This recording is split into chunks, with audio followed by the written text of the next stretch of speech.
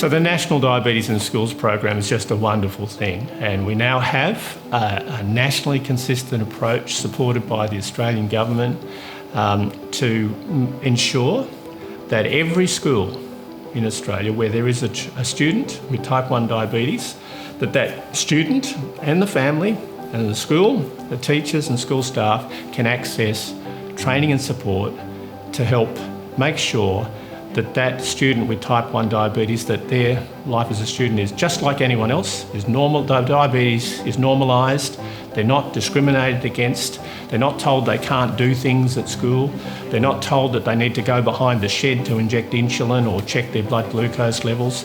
They're not treated differently just because they have type 1 diabetes. And we've had huge problems where, at worst, a child with type 1 diabetes, a student with type 1 diabetes would arrive at a school as a new enrollee or be newly diagnosed. The school staff wouldn't know what to do, wouldn't have training or support. No one would know what's going on. The school would call the mum or dad in every day to help solve problems or inject the insulin or do something.